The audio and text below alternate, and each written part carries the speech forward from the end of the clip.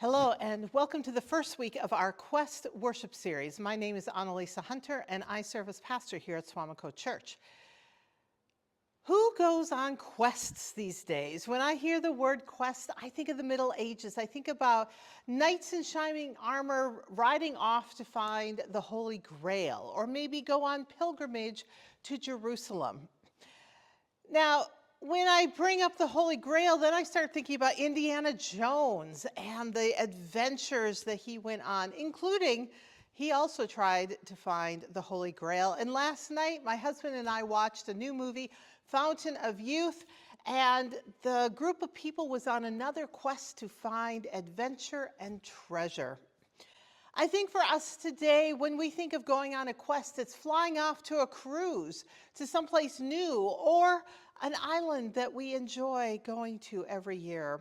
Maybe it's getting in our vehicles and driving to our cabins and our campers during the glorious summer in Wisconsin. Our God is a God of quests as well. Starting with Abraham, God called Abraham to go on a quest from the city of Ur in what we today call Iraq and travel to the country we now call Israel. We have David running around all over the place trying to avoid getting killed by King Saul. We have Joseph being told to escape to Egypt with baby Jesus and his wife Mary to protect Jesus from the wrath of Herod. Our God is a God on the move. Our God is someone who walks with people as they go from one place to another for so many different reasons. The defining quest of the Bible is the escape from Egypt of the Israelite people, the Hebrews, led by Moses as they run away from Pharaoh and then spend 40 years wandering around the wilderness of Sinai. Now, why is our God a God of quests? Because when we are traveling from one place to another, we are vulnerable. We are open to learning new things. We see new things. We meet new people. We experience new things. And God often uses those moments of vulnerability and new experiences to teach us something. For the Israelites in Sinai, it is a time of letting go of the gods of Egypt, the practices of the gods of Egypt, and coming to know our God in a new way, learning new practices such as keeping the Sabbath, giving one day to God each week where we don't work and we focus on God's creation and God's relationship with us. So what about today? This month, we are going to look at our lives today and the ways that we go on quests. Where do we go? What risks do we take? What are we open to learning? Who do we meet? Who do we travel with? How do we change from being open to new experiences? I just got back from vacation last week. I went to Colorado and I was out in the mountains tent camping with my sister, and we had a wonderful time. But one of the shops that we stopped in along our way, I came across this beautiful little card and it said, "Travel, the only expense that makes you richer." So I invite you to watch this video from Rick Steves, a well-known travel guide on PBS, and hear his view of how the road can be a church. Take a look. For me, travel is a beautiful chance to appreciate our oneness as children of God, as I mentioned, and it's also a chance to appreciate nature, creation. When I'm on the road and I see somebody crying, when I'm on the road and I see a mother loving her daughter or her son, when I'm on the road and I'm on top of a mountain, and I'm so close to heaven. I mean, Lutherans don't normally do this, but I can imagine doing this on top of the Alps. People ask me, what's your favorite cathedral? And I think it's on top of the Alps, you know, when I'm walking on a ridge. And you're just immersed in the wonder of creation. And it is so vivid. And I'm thankful for that in so many ways. And just in the last few years, I've been developing this idea of the road as church. And I really find that, you know, for me, the road is church. And I'm really thankful I found my niche, and I am absolutely a tour guide. That's what I do. I mean, I just am so passionate about being a tour guide, helping people celebrate this world in all its diversity. And in a way, that's kind of a pastor in the rough for this notion that the road is church. And when people are fortunate enough or blessed enough to be able to get out and travel, I think it is an absolute heartbreak if they don't travel in a way that expands their love and their appreciation and is transformational. A lot of people travel in a way that just accentuates everything they have in their outlook. But for me, travel is humbling. Traveling is an adventure. Traveling, I always say, culture shock is a good thing. For me, it's the growing pains of a broader perspective. And that broader perspective can be interpreted or appreciated in a number of ways. But we crave, we strive for, we that's our goal, is to come home with the most beautiful souvenir, and that's a broader perspective. And for a person who's interested in getting closer to God, traveling can be a very constructive activity. Now, I said I was in Colorado last week, and it was a spiritual experience for me as well as a relaxation time for me. I loved being in God's creation. I saw so many different types of mountains. Here's a waterfall where the water is going over some rocks that were created by a volcano. Here is a different type of volcanic action where some rocks were lifted up through the pressure of a volcano, and all of the softer rocks around them have eroded away. This is a different type of mountain that is part of an uplift. Each mountain that we passed looked different. They were different ages. They were formed in different ways. At one point, we drove past a ridge that was white. It was a chalk mountain. It was crumbling. It was falling down. It had been made from the ancient seabed and then raised up to be higher than we were at that time. This vacation reminded me that even though it seems like the Rocky Mountains are just one big, huge mass of mountains out west, each mountain range has its own story. Each mountain range has its own history, its own way of coming into being. And through travel, I am able to connect with God's spirit of creation and see the many different ways that God created mountains.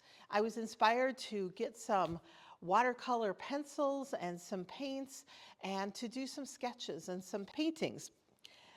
Rick Steve also talks about the spirituality of travel. Take a look at this clip. The answer to your question, where do I find spirituality in my travels? And I find it in man-made places. I find it in cathedrals. I find it in a humble little cathedral in a little village where I sit in the pew and I can actually feel the wooden carved edge of the pew that's 500 years old. And I can feel the grooves made by the leashes of the shepherds that tied their dog to that pew every Sunday 300 years ago, because that's a little region where every parishioner would have had sheep because it was in the Cotswold villages of England. You feel the continuity. You look at the list of pastors in that church, and it goes back 400 years unbroken. You look at the light streaming through those windows. You look at the solitary senior citizen sitting alone and praying in the front pew on a Thursday morning.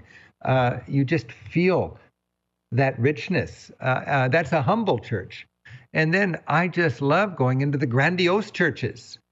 And I think Protestants are generally a little bit, skeptical about all that gold leaf and all those pudgy-winged babies and so on.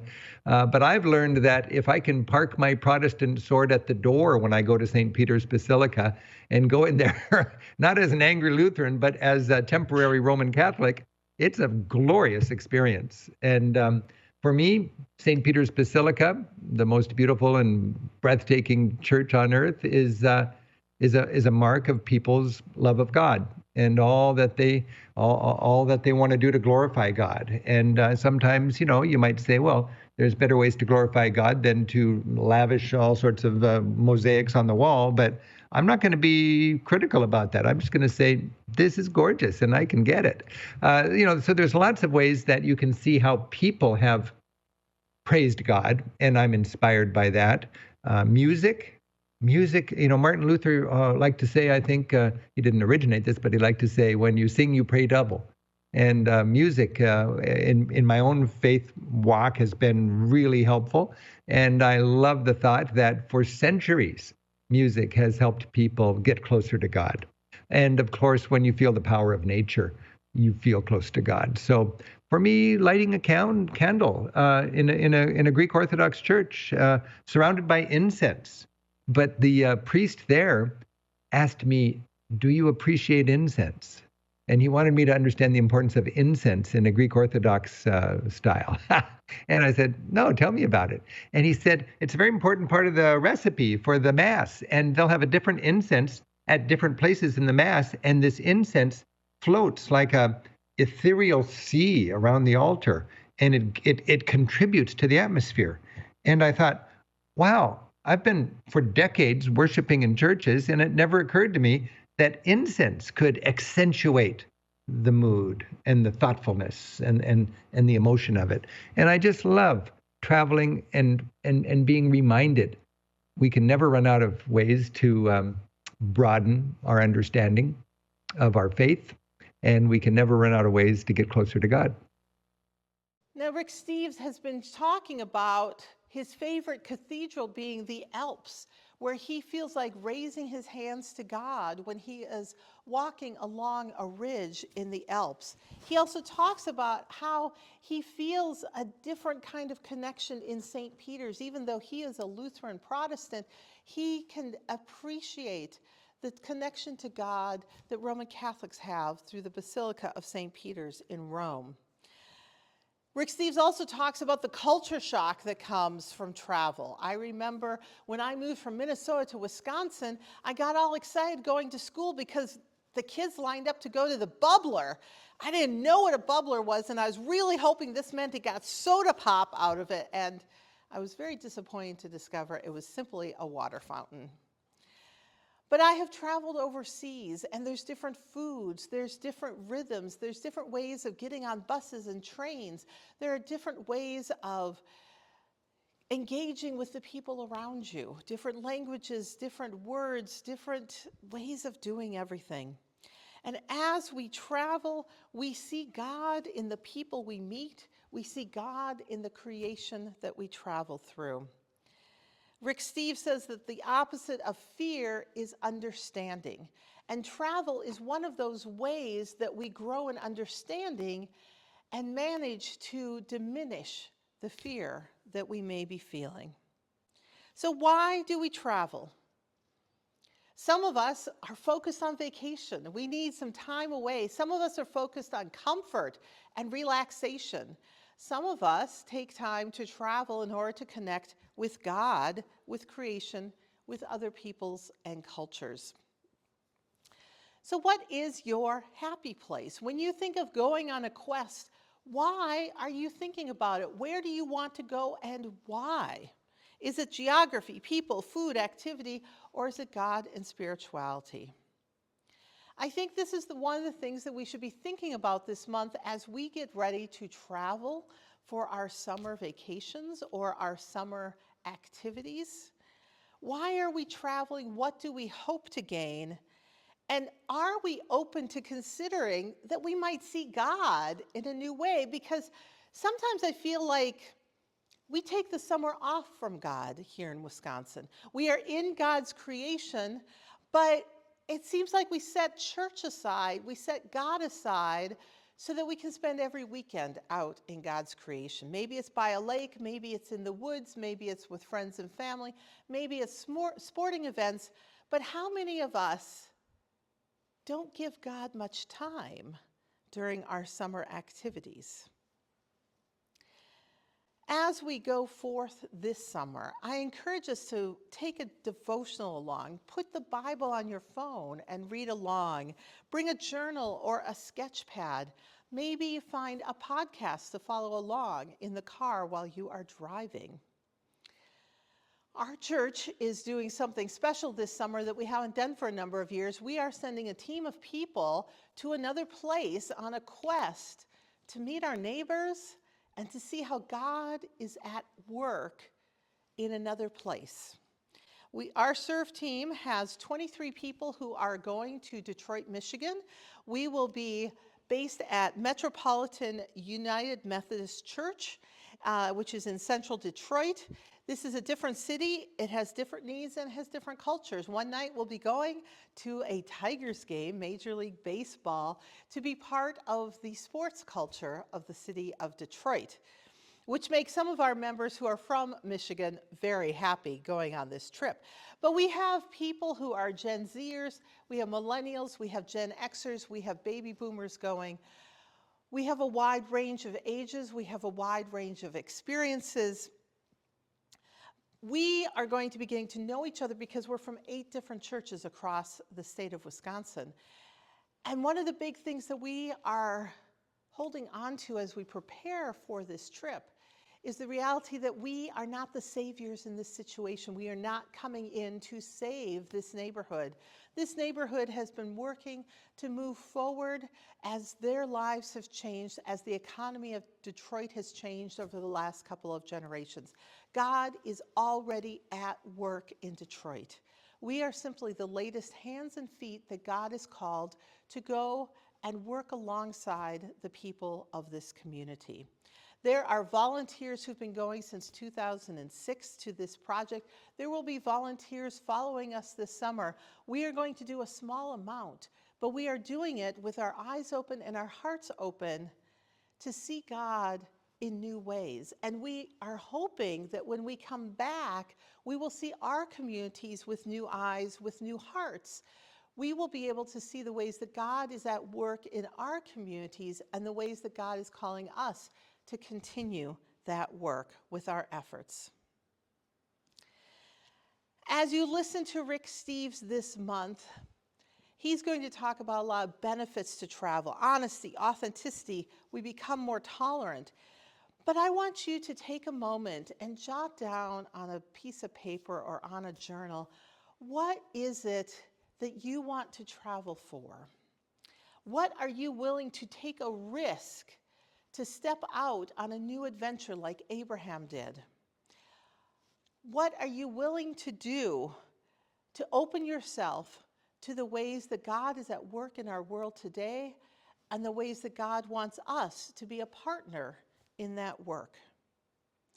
So let's be open to God calling us, as God has called so many others, to do something new in a new place with new people. And let's see what treasure we will discover on our quest this year. Amen.